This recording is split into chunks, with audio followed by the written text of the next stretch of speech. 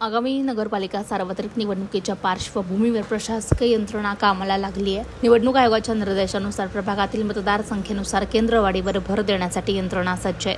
चोपडा नगर परिषदेच्या 15 प्रभागांमध्ये मतदारसंख्येनुसार मतदान केंद्र, मतदारांना सोयीच्या आणि गर्दी नसणाऱ्या अशा ठिकाणी केंद्र निर्माण करण्यासंदर्भात काम सुरू आहे। नगर परिषदेच्या कर्मचाऱ्यांनी प्रभागांमध्ये प्रत्यक्षात जाऊन मतदार केंद्रांना भेटी दिल्यात। विधानसभा, लोकसभेच्या निवडणुकीत केंद्रांवर झालेल्या गर्दीचा अंदाज पाहता 1000 मतदार असलेल्या मतदारांसाठी केंद्र निर्माण करण्याच्या सूचनेनुसार प्रशासकीय यंत्रणा कामाला लागलेली आहे। चोपडा नगर परिषदेच्या 15 प्रभागनिहाय मतदार केंद्राचे पाहणी निरीक्षण केले। 75 तर 76 मतदान केंद्र संख्या असू शकते असा अंदाज वर्तवला जातोय। याबाबत कर निरीक्षक प्रणव पाटील यांनी माध्यमांना बोलताना प्रतिक्रिया दिली, पाहूया। नमस्कार। चोपडा नगर परिषदेची सार्वत्रिक निवडणूक होऊ घातलेली आहे।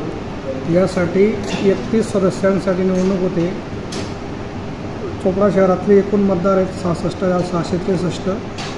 चोपडा शहराचे एकूण प्रभागाची संख्या आहे 15। त्यापैकी 14 प्रभाग हे 2 सदस्य आणि 1 प्रभाग हा 3 सदस्यांचा असेल।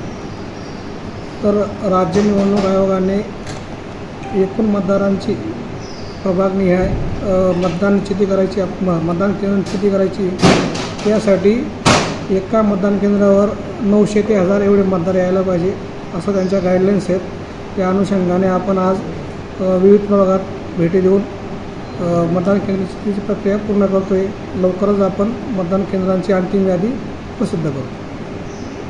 महादूत न्यूजसाठी उमेश नगराळे, जळगाव।